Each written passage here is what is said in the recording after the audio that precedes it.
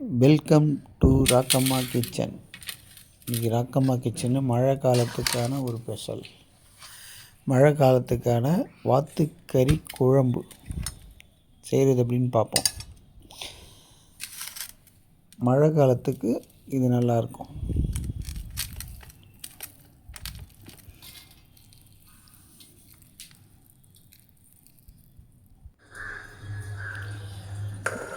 வாத்துக்கறி எடுத்து நல்லா வாஷ் பண்ணிவிட்டு அதை ஒரு குக்கரில் போட்டுக்கலாம்.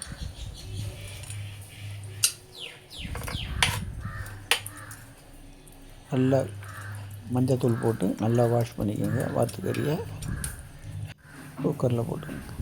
அப்புறம் 2 ஏலக்காய், ஒரு 5 கிராம்பு இதை போட்டுக்கலாம். போட்டுக்கின்னு ஒரு அரை ஸ்பூன் மஞ்சள் தூள் இது கூட சேர்த்துக்குங்க. மஞ்சள் தூள் சேர்த்துக்கின்னு இஞ்சி பூண்டு பேஸ்ட் 1 ஸ்பூன், தேவையான அளவு உப்பு,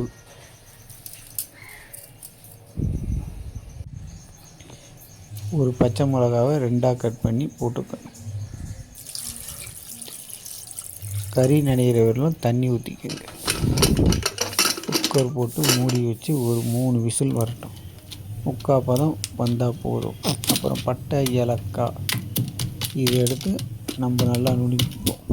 ஏலக்காய், கிராம்பு. ஏன்னா வாத்துக்கறியில் கொஞ்சம் கவுச்சி ஸ்மெல் வரும். நமக்கு இதெல்லாம் கொஞ்சம் நுணுக்கி போட்டால் கொஞ்சம் வாசனை நல்லாயிருக்கும். கடாய் வச்சுங்க. எண்ணெய் கொஞ்சமாக ஊற்றிக்கிங்க. அதில் பட்டை, ஏலக்காய் போட்டுட்டு 1 ஸ்பூன் சோம்பு, 1 ஸ்பூன் ஜீரகம் போட்டுங்க. அது பொரிஞ்ச உடனே வெங்காயத்தை சேர்த்துப்போம். ஒரு பெரிய சைஸ் வெங்காயம், ஒரு 3 சைஸ் கட் பண்ணி வச்சுருக்கேன். அந்த வெங்காயத்தை சேர்த்துக்கணும். வெங்காயத்தை நல்லா பரட்டி விடுவோம்.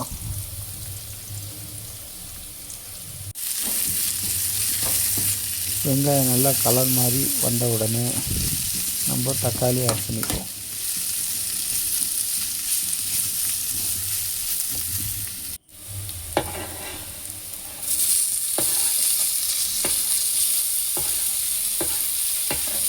தக்காளி ஆட் பண்ணோன்னா 2 பெரட்டிட்டு அது கூட குழம்பு மிளகாய்த்தூள் வீட்டிலே அரைச்சி வச்சுருப்போம். குழம்பு மிளகாய்த்தூள் அது ஒரு 2 ஸ்பூன், தேவையான அளவு உப்பு. ஏற்கனவே கொஞ்சம் கறியில் உப்பு போட்டுருவோம். உப்பு கொஞ்சம் கம்மியாக போட்டுக்கோங்க. 1 ஸ்பூன் இஞ்சி பூண்டு பேஸ்ட்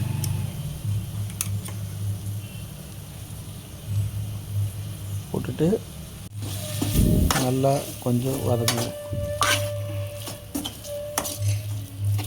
நமக்கு குக்கரில் விசில் வந்த உடனே எடுத்து குக்கர் ப்ரெஷர்லாம் போன உடனே அதை ஓப்பன் பண்ணிப்போம். அதில் இருக்கிற தண்ணியை மட்டும் சேர்த்துப்போம். தண்ணி சேர்த்து நல்லா ஒரு கொதி வந்த உடனே நமக்கு அந்த பச்சை வாசனை எல்லாம் அந்த கொதி வந்த உடனே அதுக்கப்புறம் நம்ம கறியை சேர்த்துக்கலாம்.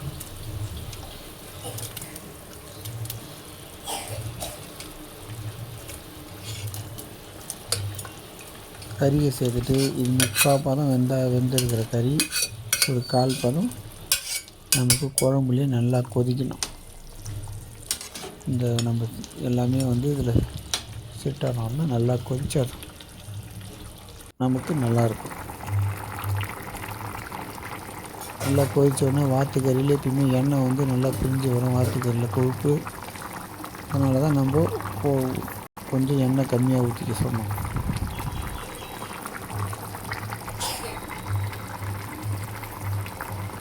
நல்லா கொதித்த உடனே ஒரு 1.5 ஸ்பூன் மிளகுத்தூள் போட்டுப்போம்.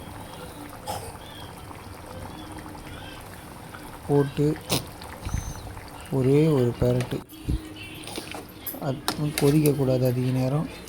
ஒரு பெரட்டிட்டு கேஸ் ஆஃப் பண்ணி எடுத்து வச்சுட்டா சூப்பரான வாத்து குழம்பு. இது இட்லி, தோசை, சப்பாத்தி, சாப்பாடு எது கூட வேணாலும் சாப்பிட்லாம். நல்ல சூப்பராக இருக்கும். எங்கள் ராக்கம்மா சேனலை ஃபாலோ பண்ணிக்கோங்க. இது மாதிரி வீடியோஸ்லாம் நிறைய வரும், பார்க்கலாம், என்ஜாய் பண்ணுங்கள். இது உங்கள் ராக்கம்மா கிச்சன்.